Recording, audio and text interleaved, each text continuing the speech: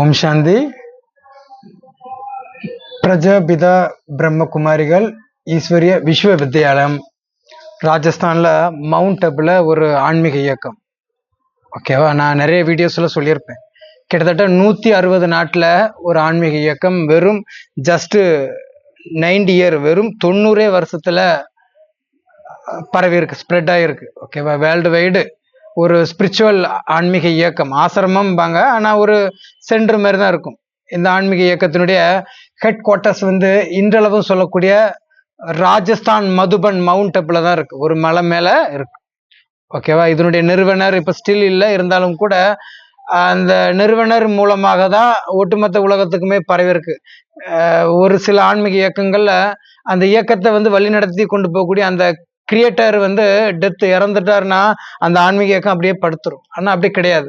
அந்த நபர் அந்த தன்னுடைய சூட்சம சரீரத்தை அவங்க எடுத்துட்டு தன்னுடைய ஸ்தூல உடலை விடும்போது அப்படி ஒரு வைப்ரேஷனா, அவ்வளவு சக்தி நிறைய பேருக்கு காட்சிகளோட உருவாக்கப்பட்ட ஒரு spiritual world wide spiritual university அப்படிம்பாங்க. ஓகேவா, ஆன்மீக பல்கலைக்கழகம், ஒரு காலேஜ் மாரி, முற்றிலும் ஃப்ரீயாக கற்றுக் கொடுக்கக்கூடிய ஒரு காலேஜ். அது இன்றளவும் நம்ம ராஜஸ்தான்ல பிரம்மகுமாரிகள்ங்கிற பேர்ல இருக்கு. ஓகேவா, இந்த ஆன்மீக இயக்கத்தினுடைய ஒட்டுமொத்த விஷயங்கள் என்ன அப்படின்னா, உலகளாவிய மக்கள் எல்லாருமே ஆன்மீகத்தை அடையணும் அப்படின்னு சொல்லிட்டு. ஓகே, ஆன்மீகம்னா சும்மா நார்மலான ஒரு நாலேஜ் கொடுக்குற இயக்கம் நிறைய பேர் கொடுக்குறாங்க. இருந்தாலும் கூட உண்மை தத்துவ ஞானத்தை கொடுக்கக்கூடிய ஒரே இயக்கம் இந்த பிரம்மகுமாரிகள் இயக்கம் தான். ஓகேவா, இந்த இயக்கத்தினுடைய ஹெட் குவார்ட்டர்ஸ் ராஜஸ்தான்ல இருக்கு. வெளிநாட்டவர்களுக்கான ஹெட் குவார்ட்டர்ஸ் லண்டன்ல இருக்கு. ஓகேவா, அப்போ இந்த ஆன்மீக இயக்கத்துல முதல்ல புதுதாக யாராவது போறாங்க, ஏன்னா இந்த மதத்தவர்கள் அந்த மதத்தவர்கள் அப்படி இல்லை, எல்லா மதத்தவர்களுமே ஞானம் அடையக்கூடிய ஒரே நாலேஜ் தானே. எல்லா மத வேத புத்தகங்கள் கூட எதையோ ஒன்றை கற்பிக்கிறதுக்காக தான் உருவாக்கப்பட்டிருக்கும். ஆனா அது என்ன ஏதுன்னு, ஏன்னா நம்ம குரான், நம்ம ஒரு முஸ்லிமாக இஸ்லாமியனாக மாறும்போது நமக்கு பள்ளி வாசல்னு சொல்லிட்டு, பள்ளினா என்ன, கற்றுக்கொள்ளக்கூடிய ஒரு ஒரு வாசல் தான் பள்ளி வாசல்னு சொல்றது. எல்லா மத வேத நூல்களுமே எதையோ ஒன்றை கற்பிக்கும் விதமாக உருவாக்கப்பட்ட அப்படிப்பட்ட ஒரு நாலேஜை கற்பிக்கக்கூடிய ஒரு ஆன்மீக இயக்கம் தான் இந்த பிரம்மகுமாரிகள் இயக்கம். Okay, world wide spiritual university. இந்த ஆன்மீக இயக்கத்துல முதல்ல ஒரு 7 நாள் வகுப்பு ஃப்ரீயா கொடுப்பாங்க. லைஃப் டைம் ஃப்ரீயா தான் இருந்தாலும் ஒரு ஆரம்பத்தில் வரக்கூடியவர்களுக்கு, ஏன்னா இது ஒரு பணம் வாங்கிட்டு கற்றுக் கொடுக்கக்கூடிய ஒரு ஆன்மீக இயக்கம்ங்கிற ஒரு கோணத்தில் வரக்கூடிய மனிதர்களுக்கு அவங்க புரிய வைக்கிறதுக்காக ஒரு ஒரு 7 நாள் இலவசமாக கொடுக்கும்போது ஹாப்பியாகி அந்த 7 நாள் வகுப்புகளோட முடிக்கக்கூடிய ஆத்மாக்களும் இருக்கிறாங்க. அப்புறம் லைஃப் டைம் ஒரு முரளிங்கிற ஒரு புத்தகம் மூலமாக அவங்க கற்பிக்கிறாங்க பிரம்மகுமாரிகள். ஆரம்பத்தில் இந்த 7 நாள் வகுப்புகள் தான், அதான் அந்த பட விளக்கங்களாக, அலாதி பட விளக்கங்கள். நீங்க பிரம்மகுமாரிஸ் இமேஜஸ் சொல்லி அடிச்சிட்டாலே அந்த கூகுள் சர்ச் பண்ணும்போது முழுக்க முழுக்க இணையதளத்துல அவ்வளவு கோடிக்கணக்கான பிரம்மகுமாரிகளுடைய போட்டோஸ் நீங்க பாத்தீங்கன்னா கோடிக்கணக்கில் இருக்கும், குரோர்ல இருக்கும். ஓகேவா, அது ஒரு சில ஆன்மீக இயக்கங்கள்ல ஒரு பட விளக்கங்களை வச்சுக்கிறதே மிகப்பெரிய விஷயம். ஆனா அந்த இயக்கத்துல நம்ம கோடி வீடியோ கூட போடலாம், வெவ்வேறு விதமான போட்டோக்களை இமேஜஸை வச்சு. அப்படி ஒரு மிக உயர்ந்த ஒரு ஆன்மீக இயக்கம். எல்லா நாலேஜையுமே நீங்க இலவசமாக கற்றுக்கொள்ளலாம். அதுலதான் நம்ம இதை ஒரு சீரியஸ் மாரி, ராஜயோகா மெடிடேஷன் கிளாஸஸ் இது ஒரு சீரியஸ் மாரி பார்க்குறோம். லைஃப் டைம் போகும். வீக்லி ஒன்ஸ் அப்லோட் நம்ம பண்ணலாம் கூட. நாள்பட நம்ம வீக்லி 2-3 வீடியோஸ் கூட போஸ்ட் பண்ண ஸ்டார்ட் பண்ணலாம். ஓகேவா, சரி. அப்போ நம்ம கிட்டத்தட்ட ரெகுலரா வீக்லி ஒன்ஸ் ஒவ்வொரு வீடியோ 7 நாள் வகுப்புகளை பார்த்துட்டு இருக்கிறோம். இன்னைக்கு பிரம்மகுமாரிகள்ல கொடுக்கக்கூடிய பட விளக்கங்கள்ல இன்னைக்கும் ஒரு வீடியோ நம்ம பார்க்கலாம். பாத்தீங்கன்னா, சகல ஆத்மாக்களுக்கும் தந்தை நிராகாரமான பரமாத்மா ஒருவரே. ஓகேவா, அப்போ சகலமான ஆத்மாக்கள் அந்த உலகத்தில் உள்ள எல்லாருக்குமே தந்தை உடலற்ற பரமாத்மா ஒருவர், உடலற்றவர் தான். உலகத்தை படைத்த இறைவனுக்கு என்னது கிடையாது, உடல் கிடையாது. உடல் இல்லாதவர் தான் சகல ஆத்மாக்களுக்கும், உலகத்தில் உள்ள எல்லா ஆத்மாக்களுக்கும் தந்தையானவர், அப்பாவானவர், கடவுள் யாருன்னா பரமாத்மா. அவருக்கு உடம்பு கிடையாது. அதை நிரூபணம் பண்றதுக்காக தான் இந்த பட விளக்கங்கள். கிட்டத்தட்ட 9 கோணங்கள்ல 9 விதமான காலகட்டங்கள்ல 9 விதமான ரிலிஜன் மதங்கள் ரீதியாக உருவாக்கப்படுற பட விளக்கங்கள் தான். இதெல்லாம் நீங்க ரேர் தான். நிறைய இடங்கள்ல நீங்க எத்தனையோ விளக்கங்கள் பார்க்கலாம். அது அந்த மதத்திற்கான அந்த ஆராய்ச்சித்துவம் கொண்ட வரலாற்று கதைகள் தான் இருக்கும். ஆனா ஒட்டுமொத்தமாக எல்லாத்தையும் ஒரே இதை ஜூம் பண்ணக்கூடிய ஒரே பட விளக்கங்கள் உருவாக்குறது இந்த பிரம்மகுமாரிகள் தவிர யாருக்குமே அந்த அளவு நாலேஜ் எல்லாம் கிடையாது. ஏன்னா குரான்ல சொல்றாங்க இந்த உலகத்துல அனைத்தையும் தெரிந்தவர்கள் 102% பேர் தானா, வேற யாருக்கும் எதுவும் தெரியாதான். இப்போ அது எல்லாருக்குமே இந்த வீடியோ நீங்க புதுசா பாக்குறீங்கன்னா ஏதோ ஒரு பிறவில ஏதோ ஒரு காலத்துல ஏறக்காவது நன்மை செய்யக்கூடிய அந்த மனப்பாங்கு கொண்டவர்கள், ஏன்னா எல்லாரும் நல்லா இருக்கணுங்கிற எண்ணம் கொண்டவர்களுக்கு அவங்களுடைய அடுத்த நாளும் நல்லா இருக்கணுங்கிற எண்ணத்துலதான் கர்மங்களே, சுற்றுப்புற சூழ்நிலைகள், என்வாயர்மெண்டல் சீதோஷ்ண நிலைகளே அமையும். அதே மாதிரிதான் நீங்க இந்த வீடியோ பாக்குறீங்கன்னா ஏதோ ஒரு காலத்துல ஏதோ ஒரு நன்மை யாருக்காவது இல்லது உங்களுக்கு நீங்களே நன்மை கொடுத்து கொண்ட மனதளவில் உயர்ந்த ஆத்மாக்களுக்கு தான் இப்படிப்பட்ட ஞானம்லாம் உங்களுக்கு கிடைக்கும். இந்த பட விளக்கங்கள் எல்லாருக்கும் கிட்டாது. நீங்க யதார்த்தமாக பாக்குறது மாதிரி உங்களுக்கு ஒரு காட்சித்துவம் கிடைக்கும், ரியல் அது கிடையாது. இது ஏற்கனவே நிச்சயிக்கப்பட்ட ஒரு நாடகம். அந்த நாடகத்துல உங்களுக்கு இந்த வீடியோ கிடைக்குது. கண்டினியூ பண்றீங்களோ இல்லையோ எனக்கு தெரியல, ஆனா லைஃப் டைம் நீங்க கண்டினியூ பண்ணீங்கன்னா நீங்க எதிர்பார்க்காத நிறைய பூதாகரங்கள் வெளிப்படும். நானுமே அப்படிதான், எனக்கு ஆரம்பத்துல ஒண்ணுமே புரியாது, ஞானம் எனக்கு புரிந்தது வாங்குது, நான் சிங்கப்பூர்ல கிளாஸ் அட்டன் பண்ணினேன். ஆனா கடவுள் அந்த பிரம்மகுமாரி இயக்கத்துல ஒருத்தங்களுடைய சரீரத்துல வந்து இந்த ஞானங்களை உபதேசிக்கிறாருங்கிறது ஆரம்பத்துல தெரியாமலே நான் பாபா குழந்தையால ஆயிட்டேன். இந்த நாலேஜ டீப்பா ஒரு பாதி அளவு கூட தெரிந்து கொள்ள முடியாத மனநிலையில் இருக்கும் போதே எனக்கு இந்த நாலேஜ் டச் ஆயிடுச்சு. நாலேஜ் டச் ஆகும்போது எனக்கு வயசு 26, 26 வயசுல நான் கொஞ்சம் சின்ன வயசுல கிடைச்சா கூட நம்மளுடைய புரிதல் உணர்வுல மிஸ் பண்ணிடலாம். ஆனா அந்த 26 வயசுல கிடைக்கும் போது அப்படி ஒரு மெச்சூரிட்டியான ஒரு ஏஜ் 26, அது யாருக்கும் கிடைக்காத அந்த பாக்கியம் எனக்கு கிடைத்தது. 6 மாசம் ஆச்சு ஞானம் புரிய. அதுக்கு பிறகுதான் ஒரு 6-7 மாசங்கள் அதுக்கு பிறகு 6-7 மாசங்கள் கழிக்கும் போதுதான் எனக்கு கடவுள் வந்து பேசுறாருன்னே தெரியும். அதுக்கு முன்னாடி நமக்கு தெரியாது. என்ன நம்ம அப்படிதான் அதுக்கு முன்னாடியே நம்ம இந்த நாலேஜ் எல்லாம், ஏன்னா இது உலகப்புறமான மக்கள். நான் சொல்றேன்னு, நீங்க இந்த பிரம்மகுமாரிகள் இயக்கம் இல்லாத வேறு எந்த ஆன்மீக ஸ்பிரிச்சுவல் இயக்கத்தை சார்ந்து இருந்தாலும் உங்களுக்கு இந்த ஞானம் டச் ஆகாது. ஏன்னா அங்க பட விளக்கங்களே கிடையாது.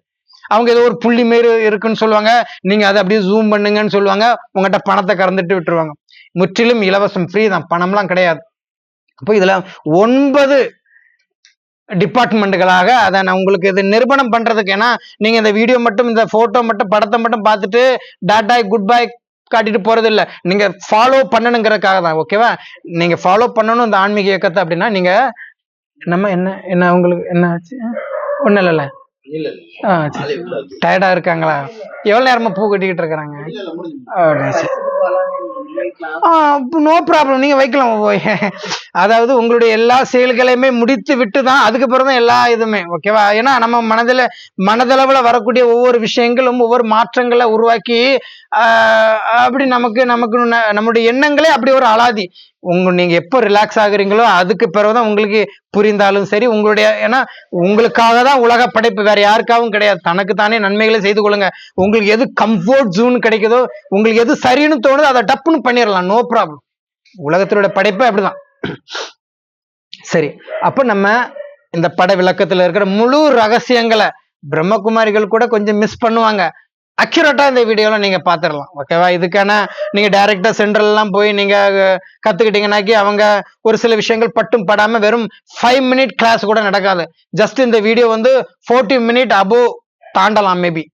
சரி, நீங்க இந்த இயக்கத்துக்கு டைரக்டா போகணும்னு நீங்க ஆசைப்பட்டீங்கன்னா www.brahmakumaris.com என்கிற இணையதளத்துல நீங்க போய் அந்த டெக்ஸ்ட் பண்ணி நீங்க சர்ச் பண்ணீங்க அப்படின்னா அதற்கு கீழே சென்டர் லொக்கேட்டர்னு சொல்லி காட்டும். அந்த சென்டர் லொக்கேட்டரை நீங்க சர்ச் பண்ணீங்க அப்படின்னா கிளிக் பண்ணீங்கன்னா உங்களுக்கு நீங்க எந்த கண்ட்ரியினுடைய நியர் இருக்கிறீங்களோ அதை அப்படியே ஸ்க்ரால் பண்ணி நீங்க எடுக்கணும். நான் உங்களுக்கு இதை டேக் பண்ணிட்டு இருக்கிறேன் பாருங்க. அதை நீங்க அப்படியே ஸ்க்ரால் பண்ணி எடுக்கும்போது நீங்க அந்த எந்த கண்ட்ரியில இருக்கிறீங்களோ அதை ஜஸ்ட் நீங்க கிளிக் பண்ண உடனே உங்களுடைய மெயின் சிட்டி காட்டும். நீங்க பாரதம் இருந்தா பாரதம், இல்லைன்னா சிங்கப்பூர், மலேசியா, எந்த ஒரு ஜப்பான், நம்ம சைனா, நீங்க ஆஸ்திரேலியா, அமெரிக்கா, எனிதிங் எந்த ஒரு நீங்க ஒரு கண்ட்ரில இருந்தாலும் கூட நீங்க அந்த மெயின் சிட்டில, அதெல்லாம் கொஞ்சம் ரொம்ப கஷ்டமெல்லாம் கிடையாது, ரொம்ப ஈஸி தான். நீங்க இந்த வீடியோ மூலமா நான் உங்களுக்கு நான் சைட்ல காட்டிட்டு இருக்கேன் பாத்தீங்களா, இது ஜஸ்ட் நீங்க அப்படியே வியூ பண்ணி பார்த்தாலே, நானே அப்படிதான் போனேன், எனக்கு எந்த ஒரு உறுதுணையும் கிடையாது, தூக்கி விடுவார் யாருமே கிடையாது. நானே நம்முடைய சுய பலத்தை யூஸ் பண்ணி தான் ஆத்மீக பலத்தை நம்ம அடைந்தோம். இல்லைனாக்கி ஏன்னா இந்த ஞானம்லாம் எல்லாருக்கும் கிடைக்காது. நீங்க ஒரு ஒண்ணுமே தெரியாத மனிதரா இருந்தா நீங்க இந்த ஞானம் பக்கமே வர முடியாது. அப்படி ஒரு ஆன்மீக இயக்கம் நீங்க சர்ச் பண்ணி அதனுடைய போன் நம்பர், அட்ரஸ் எல்லாமே இருக்கும். நீங்க டைரக்டா சென்டருக்கு போய் நன்மை அடைந்து கொள்ளுங்கள். உங்கள் வாழ்க்கை உங்கள் கையில் தான். சரி, நம்ம இனி வீடியோக்கு போகலாம். ஓகே, இந்த படம் என்ன ஏதுன்னு பாத்துரும். நல்லா இருக்கும், ரொம்ப இன்ட்ரெஸ்டா இருக்கும். சென்டர்ல கூட இவ்வளவு டீட்டெயில்ஸா கொடுப்பாங்களோ என்ன தெரியல, உங்களுக்கு புரியணும் பாத்தீங்களா, அதற்காக தான் இவ்வளவு டீட்டெயில்ஸா நம்ம ப்ரிப்பேர்லாம் பெருசா இல்லை, ஜஸ்ட் ஒரு போட்டோ வச்சு நம்ம பண்ணிக்கிறோம். சரி, அப்போ இது 2 ஸ்டெப்பா இருக்கும். ஒண்ணு பாரதத்துக்கு வெளியே இருக்கக்கூடிய அந்த ரிலிஜன் மதங்கள் இருக்குல்ல, காஸ்ட், அந்த மதம் சார்ந்தவர்கள் இறைவனை எப்படி சொல்றாங்க, பாரதத்துல எப்படி சொல்றாங்கன்னு சொல்லிட்டு, ஓகேவா. இப்ப பாத்தீங்கன்னா தென்னாடுடைய சிவனே போற்றி எந்நாட்டவருக்கும் அவரே இறைவா போற்றின். அப்போ தென்னாடுடையனா, இப்போ இந்த நான் இதுல உங்களுக்கு அந்த வேர்ல்டு என்னுடைய அந்த வேர்ல்டு மேப் காட்டுறேன். அதுல பாத்தீங்கன்னா முதல்ல நான் வந்து அந்த ஏரா காட்டுறது அது வட நாடுகள்னு சொல்லுவாங்க. வடநாடு அப்படின்னாக்கி பாரதம் வந்து தென்னாடு. இந்த உலக வரைபடத்துல நீங்க பாத்தீங்கன்னா பாரதம் தெற்கு பக்கம் தான் இருக்கும். ஆனா வட நாடுகள், வட மாநிலம்ங்கிறது நம்ம பாரதத்துல இருக்குல்ல, வட மாநிலங்கள், வட நாடுகள்னா பாரதத்துக்கு மேல இருக்கிறது நிறைய இருக்கு. சைனா இருக்கு, நேபாள் இருக்கு, பாகிஸ்தான் இருக்கு, ஆப்கானிஸ்தான் இருக்கு, அப்புறம் பாத்தீங்கன்னா ஜப்பான் இருக்கு. அப்படிப்பட்ட ஒரு சில நாடுகள்லாம் பாத்தீங்கன்னா வட நாடுகள். அப்போ வட நாடுகள் அப்படிங்கிற பட்சத்துல பார்க்கும்போது உலகத்தை படைத்த இறைவன் அவங்களுக்கு கடவுள் இறைவன் மட்டும்தான் தெரியும். ஆனா தென்னாடுடைய சிவன், ஆனா தென்னாடாகிய நம்ம பாரதத்துல அவருக்கு பேரே சிவன். அப்போ கடவுள்னு சொல்றாங்க, ஆனா இறைவன் சொன்னாலும் கூட நம்ம பாரதத்துல இருக்கக்கூடியவங்களுக்கு அவரு இறைவன் மட்டும் கிடையாது, அவரை சிவன்னே தெரியும். ஆனா பாரதம் அல்லாத வட நாட்டவர்களுக்கு அவரை வந்து கடவுள் அப்படின்னா தெரியும், இறைவன் தெரியும். அதான் சொல்றாங்க தென்னாடுடைய சிவனை போற்றி எந்நாட்டவருக்கும் அவரே தான் இறைவா போற்றின்னு சொல்லிட்டு, இறைவன் மட்டும் தான் தெரியும், குழந்தைங்களுக்கு பேரெல்லாம் தெரியாது. அப்படி இந்த உலக படைப்புல பாத்தீங்கன்னா மற்ற மதங்கள் இருக்குல்ல, அவரை வந்து வித்தியாசமான கோணத்துல ஒரு ஒளியாதான் பார்த்திருப்பாங்க. எல்லா மத தலைவர்களுமே இறைவனை வந்து ஒரு கல்லாகவும் ஒரு ஒளியாகவும் ஒரு ஆல்மைட்டி அத்தாரிட்டி, ஒரு ஆல்மைட்டி, ஒரு ஜஸ்ட் ஒரு பவர் நிறைந்தவராக தான் காட்டப்பட்டிருக்கும், சரீரமாக காட்டப்பட்டிருக்காது. ஏன்னா உலகத்தை படைத்த இறைவனுக்கு சரீரம் கிடையாது. ஏன்னா அவரே அப்பா அம்மாவா இருக்கும்போது அவர் எந்த அப்பா அம்மாவுக்கு வந்தார், சரீரம் வரும்போது அப்பா அம்மா கான்டாக்ட்ல வந்திருப்போம் நம்ம, புரியுதா. அப்படி அந்த ஆல்மைட்டி பவர் ஆகி அந்த இறைவன் தான் என்ன பண்றாரு, ஒட்டுமொத்த உலகத்திற்கும் ஒரு ஒளியாக ஒரு கல்லாக தோற்றமளிச்சிருக்கிறாரு. ஆனா நம்ம பாரதத்துல அழகா சிவலிங்கமாக காட்டிட்டாங்க. அததான் நம்ம இந்த வீடியோல அந்த ஒரு பட விளக்கங்களாக நம்ம பார்க்க போறோம். சரியா, பாத்தீங்கன்னா முதல்ல கிறிஸ்டியானிட்டியை பார்ப்போம். ஜீசஸ் கிறிஸ்து என்ன சொல்றாங்கன்னு சொல்லிட்டு பார்ப்போம். சரியா, இல்ல இதான் போட்டோ, படம் உங்களுக்கு நான் டேக் பண்ணியிருக்கிற போட்டோ ஜீசஸ் கிறிஸ்து. அவர் பாத்தீங்கன்னா கையை மேல் நோக்கி காட்டுவார். எப்படி இருக்கும் ஜீசஸ் கிறிஸ்துனுடைய கை? இப்படிதானே இருக்கு. சும்மா யாராவது வைப்பாங்களாங்க, இப்படி ஏதாவது காட்டுவாங்களா?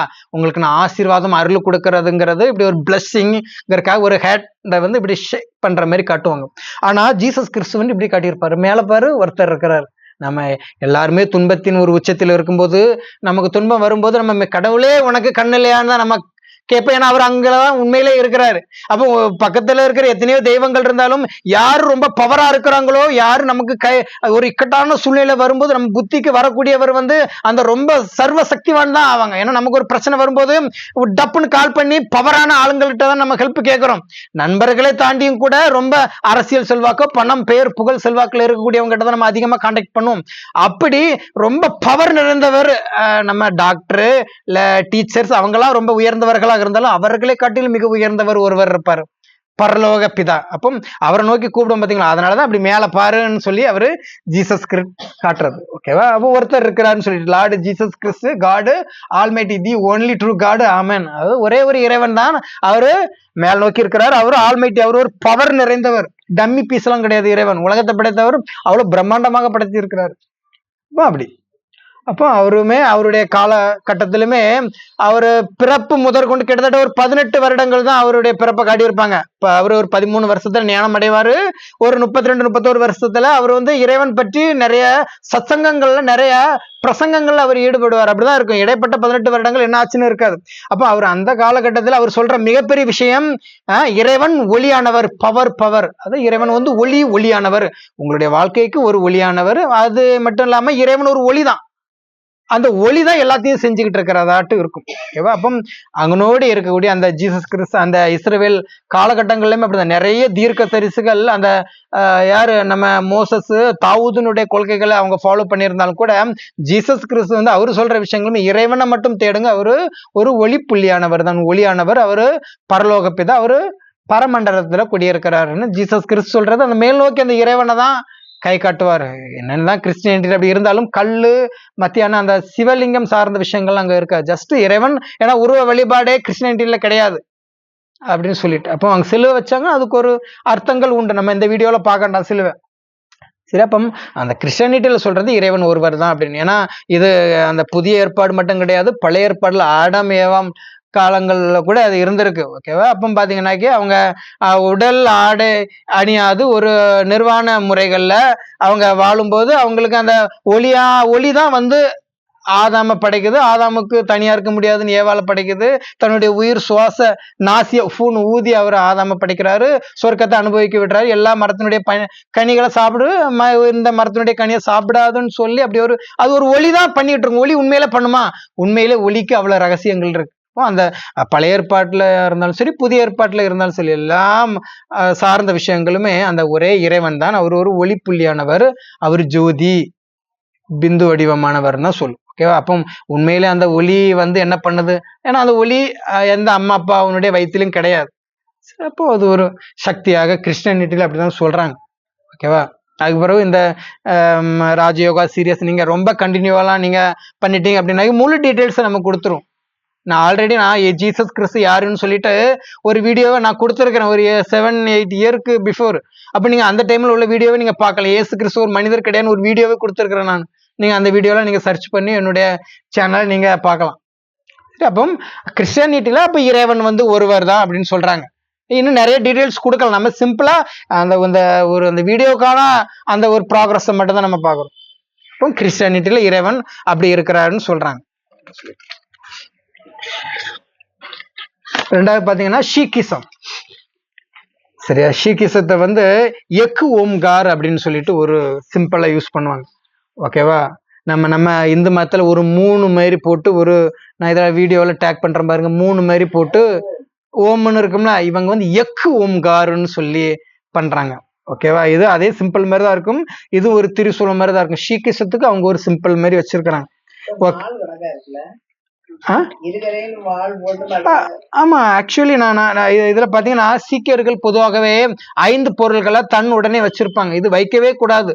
ஒரு தலப்பாக வச்சிருப்பாங்க, ஒரு கத்தி வச்சிருப்பாங்க, ஒரு சீப்பு வச்சிருப்பாங்க, ஒரு கண்ணாடி வச்சிருப்பாங்க, ஒரு வெள்ளை ஆடை அணிஞ்சிருப்பாங்க, நறுமணங்களை கையில வச்சிருப்பாங்க. 5 பொருட்களை சீக்கியர்கள் வச்சிருப்பாங்க. ஓகேவா? அப்போ அந்த சிங்குக்காரங்க, இது நம்ம ஏரியாவில் வெளிநாட்டுலாம் ஃபாரின்லாம் அது அலௌடு கிடையாது. நம்ம ஏரியாவில் வட மாநிலங்கள்லாம் அந்த ஏரியாவில் பஞ்சாப் ஏரியாவில் இருக்கிறாங்க. அப்ப அந்த ஏரியாவில் இருக்கிறவங்களுக்கு போலீஸ் எல்லாம் கண்டாக்கி பிடிச்சி கும்மி போடுவான். ஏன்னா கத்திய அவன் இடுப்புல வச்சுட்டு அலைவான், சதக்குன்னு அவனை குத்துறதுக்கு. அந்த மதமே அதை வலியுறுத்துது, 5 பொருளை வச்சுட்டு சுத்துங்கடா அப்படி சொல்லிட்டு.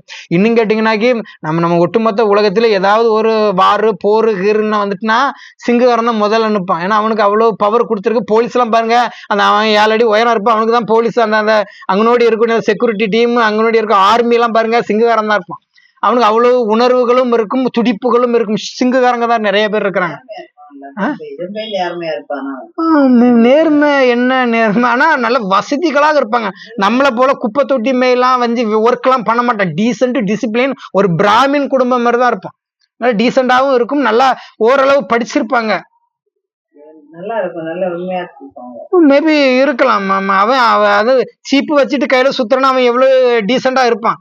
திருட வாங்கலாம் செய்ய மாட்டேன். நம்ம திருச்சி மதுரை மாதிரிலாம் அங்க நோடி போயிட்டீங்கன்னா பசங்கன்னா உங்களை உங்க கையில இருக்க அப்படியே அபகரிச்சுட்டு ஓடிடுவாங்க. திருச்சிலாம் ரொம்ப மோசம்.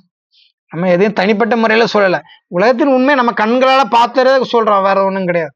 அவருமே பாத்தீங்கன்னாக்கி ஓம்கார் நிராகார்ங்கிறார். சீக்கிசம் வந்து நங்கனா சாஹிப்ல நம்ம லாகூர் அந்த பாகிஸ்தான் ஏரியாவில தான் நம்ம ஆளு பிறந்தார். இப்போ பஞ்சாப்ல ரொம்ப ஃபேமஸ். ஏன்னா முன்னாடியுமே பாகிஸ்தான் இந்தியா தனி நாடா தான் இருந்தா, ஒன்னாதான் இருந்துச்சு. அவரு முகமது அலி ஜின்னான்னு ஒருவர் மாத்திருப்பார், முஸ்லிம்களுக்கு தனி நாடு வேணும்னு சொல்லிட்டு. இவருமே ஒரு 6-7 குருமார்கள் இருக்கிறாங்க.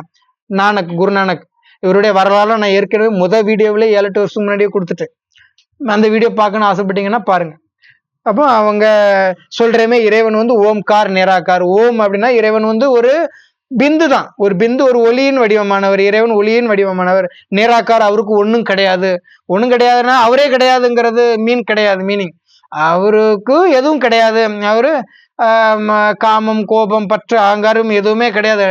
நிராகார், அகங்கார், விகார் நிராகார்னா அவருக்கு உடம்பு கிடையாது. ஏன்னா எந்த ஒரு அப்பா ஏன்னா இன்னும் கேட்டீங்கன்னா கிறிஸ்தவங்களுக்கு கூட ஓரளவு நாலேஜ்லாம் ரொம்ப லோவா இருக்குன்னா அந்த இஸ்லாம் முஸ்லிம்கள்லாம் ரொம்ப பிலீவ் பண்ணக்கூடிய சிஸ்டம் என்ன அப்படின்னா இறைவனுக்கு வந்து ஒண்ணுமே கிடையாது, அவருக்கு நிராகார், அவருக்கு உடம்பே கிடையாது, அவர் எந்த அப்பா அம்மாவுக்கும் வரமாட்டாங்கன்னு அடிச்சு எல்லா இஸ்லாம் முஸ்லிம்களும் பேசுவாங்க. ஏன்னா அந்த அளவுக்கு ஒரு நாலேஜ் ஃபுல்லா இருக்கிறாங்க முஸ்லிம்கள்.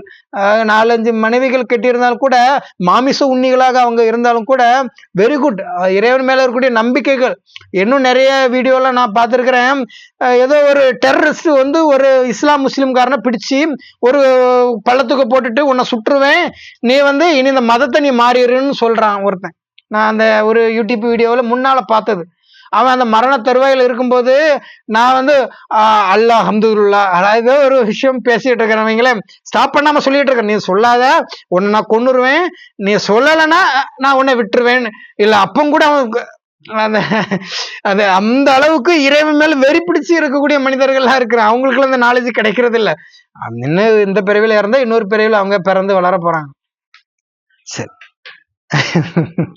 தூக்கம் வருதா இல்லல்ல? சரி சரி. அப்படியே அவரு ஓம்கார் நிராகார்னு சொல்லிட்டு அப்போ இறைவனை வந்து ஒளியா பார்த்ததுனால மற்ற மதம் சார்ந்தவர்கள் அப்படி பேசுறாங்கன்னு சொல்றேன், வேற ஒண்ணும் கிடையாது. சரி, அப்போ குருநானக்கு அப்போ அவருடைய வரலாறுலாம் வேண்டாம், வரலாறுலாம் இழுத்துச்சுன்னா நம்ம 24 hour உட்காந்து இந்த வீடியோலாம் பேசலாம். அது பிற்காலத்துல வேணா உட்காந்து 24 hour வேணா பேசுவோம். சரி, அடுத்தது பாத்தீங்கன்னா ஜப்பானீஸ்ல வந்து இது இந்த பழக்கங்கள் இருக்கு. நான் சிங்கப்பூர்ல இருந்தேன், அப்போ சீனர்களை எனக்கு தெரியும். ஆனா அவங்க கல்ல ஸ்டோனை வழிபடுற மெடிடேஷன், அந்த மெடிடேஷன் பண்றாங்க அவங்க. ரொம்ப ஒரு இன்னும் கேட்டீங்கன்னா திருட்டுங்கிற பழக்கம் வந்து சீனர்கள் கிடையாது. அன்றாடு அவங்க சம்பாத்தியம் பண்றதை என்ன பண்ணிடுவாங்க சீனர்கள், அதை அப்படியே உட்கொண்டுருவாங்க. நம்ம நாடுல உள்ள மாதிரி அந்த வரி கட்டாம ஜிஎஸ்டி கட்டாம வாங்காம பணம் சேர்த்து வைக்கணும் எனக்கு உனக்கெல்லாம் கிடையாது, தின்னே தீத்துருவாங்க சீனர்கள். அப்படி ஒரு பழக்க வழக்கம். உடல் பலம் சீனர்களுக்கு ரொம்ப அதிகம், ஒரு முழம்தான் குள்ளமா தான் இருப்பாங்க, நல்ல ஒரு ட்ரஸ்ட் ஆனஸ்ட் உள்ளவங்க. சைனாக்காரங்க திருட மாட்டாங்க, இது எவ்வளவு பெரிய விஷயம். ஆனா மாமிசம் இன்னும் பழக்கங்கள் தான் வித்தியாசமா இருக்கு. இந்த கொரோனா வந்ததுக்கு சீனாவில் வந்தது வந்து அந்த நாட்டுக்கு எவ்வளவு பெரிய இழுக்கு, அதுக்கு அந்தந்த நாட்டினுடைய நபர்கள் அப்படியே காரணமாயிட்டாங்க. அதுக்கு எல்லாரும் நம்ம குறைகள்லாம் சொல்ல முடியாது. அப்போ பாத்தீங்கன்னாக்கி அப்ப ஜப்பான்ல இந்த முறைகள் இருக்கு. ஏன்னா அந்த புத்திஸ்ட் அந்த வழிபடக்கூடிய மெத்தட்ல இருக்கக்கூடியவங்க எல்லாருமே டோட்டலா இதனுடைய சாப்டர்ல தான் அவங்க சேர்ந்து வருவாங்க. ஏன்னா புத்திஸ்ட வழிபடக்கூடிய, ஏன்னா நானுமே பார்த்துருக்கிறேன் சிங்கப்பூர்ல, அவங்க இந்து மதத்துல இருக்கிற அந்த டெம்பிள் மாதிரி தான் இருக்கு.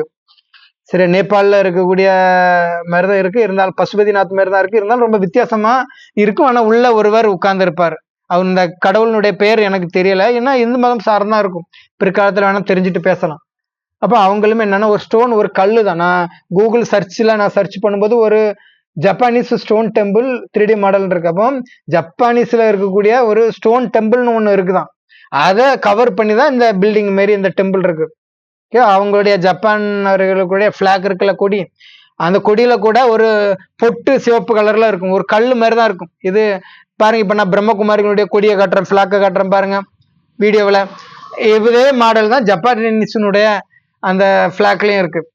ஓகேவா? இன்னும் கேட்டீங்கன்னா நம்ம இந்து மதத்துல இருக்கிற கணேசா இன்னும் பாரத், அதாவது நம்ம இந்து மதத்துல இருக்கிற லார்டு கணேசா, அவரை தான் அங்க ஜப்பான்ல வந்து என்ன பண்றாங்கன்னா கங்கிட்டன் இன் ஜப்பான் அப்படின்னு சொல்லிட்டு, லார்டு கணேஷ் கங்கிட்டன் ஷூட்டன் சொல்லிட்டு ஏதோ ஒரு நேம், அதே பிள்ளையார தான் அவங்க வந்து என்ன பண்ணிருக்கிறாங்க, அங்க ஒரு நேம் மாதிரி கொடுத்து வழிபடுறாங்க.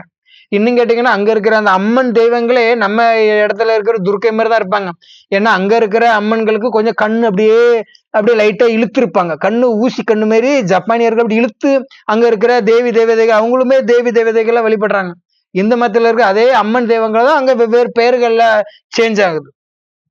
அப்படி சொல்லி அவங்களுடைய பிரேயர் முறைகள் கூட ஒரு ஒளியை தான், கல்லை தான் வழிபடுறதா இருக்கிறாங்க சொல்றாங்க. பிரம்மகுமாரிகள் பொய்லாம் சொல்ல மாட்டாங்க, நான் பார்த்துட்டு இல்லை, இருந்தாலும் சீனர்கள் அப்படி ஒரு வழிமுறைகளை அவங்க மேற்கொண்டு, ஏன்னா அதுக்கான தனிப்பட்ட இண்டிவிஜுவல் வீடியோ வேணா நம்ம ஒன்று போஸ்ட் பண்ணுவோம்.